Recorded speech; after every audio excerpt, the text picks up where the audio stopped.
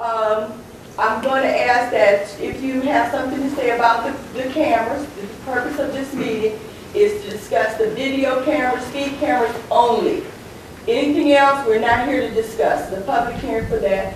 Ask you to be respectful and considerate of your time, questions, and everyone else. I want to give people the opportunity in the audience to ask questions.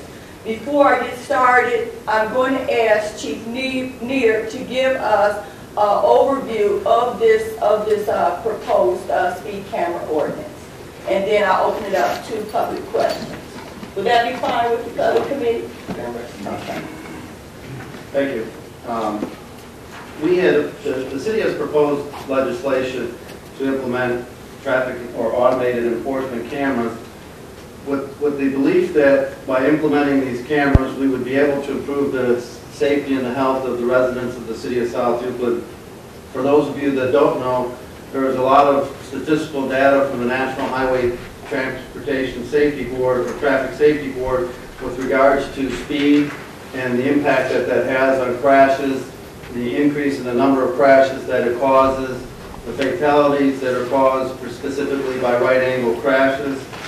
At this point in time, what we would like to do is take a slow approach to the implementation of this. I have actually been in contact with the criminology department from Cleveland State University and have asked that if we are going to implement a camera, that they come out and conduct a study after that camera has been up for 6 months or a year to determine the impact of that, whether it's been effective in reducing crashes and in improving safety as we have said it is before we would move any further with this. When we talk about the implementation of automated traffic enforcement equipment, what we're talking about is implementing this equipment in a mobile speed trailer, which the city currently possesses, and also having a fixed site, which at this point in time has not been decided on, but one of the three locations that we have had some discussion on are the three intersections within the city of South Euclid that we've had the most accidents in, which are Monticello and Green, Mayfield and Green, and Cedar and Green. Having said that, I will turn it back over to you, Councilman Gray. First of all, the traffic code of the city of South Euclid should be enforced by its police officers. These are the people who are trained to enforce it, and these are the people who have a relationship with the citizens of our city. The city does not have, in my opinion, I'm not a lawyer, but I do want to raise this question, and I think the law director might want to look into it. It seems to me that the city of South Euclid does not have the legal authority to outsource police power, and that includes the power of surveillance. I don't think the city has the right to do this, to outsource it to a private company, especially to outsource it to a private company who is only operating by a profit motive. And if in fact you did pass this ordinance, I would not be surprised if the number of court cases challenging it were to arise. In conclusion, if and when this ordinance does come before City Council for a vote, it's going to be very interesting to see who on council has the courage to vote no and to protect civil liberties. Thank you. Okay, so my thoughts on this are that as far as getting community support, I think a lot of it would have to do with the degree of rigidness of how these cameras might be used and even the motivation for having them. And if the motivation is for safety purposes, which I assume it is, then it would be reasonable to expect them to be used for the most egregious violations of the law.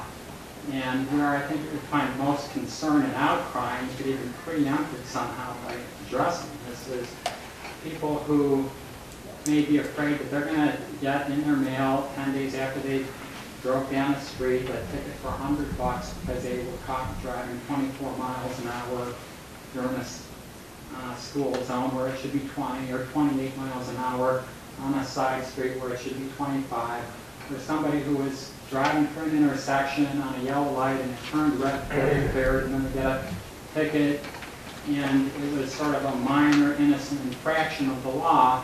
But if it's set up with the motivation of making money off of it, then there's likely to be a lot of this, and it's going to be very unpopular with the community.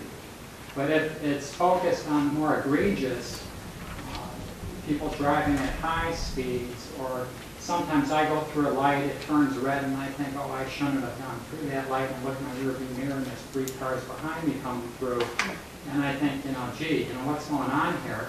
And sometimes I stop at a light because I don't want to do that, and I've been rear-ended several times in the past couple of years by the person behind me who was going to make it through the light when I was stopping.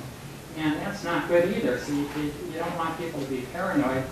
You want something, and you don't want this community to be perceived as an aggressive, money-grubbing city that will do anything to make a buck. You want to use this for safety purposes to make it a safer community. I think that may be a legitimate purpose.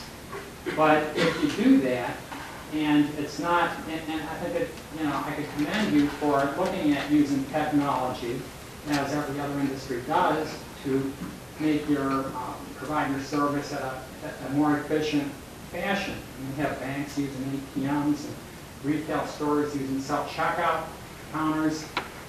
It all works, and that's a good idea. And it may be very beneficial for the city to use these things, and at the same time reduce the cost of labor in the law enforcement, traffic enforcement area.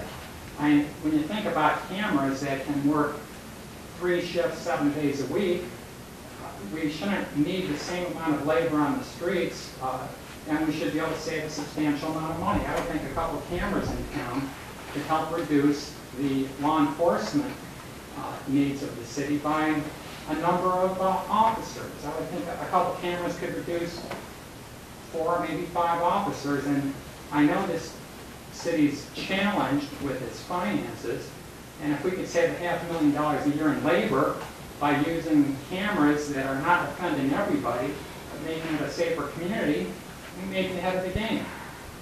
So I think these are points that we need to consider. Those are my ideas. Thank you.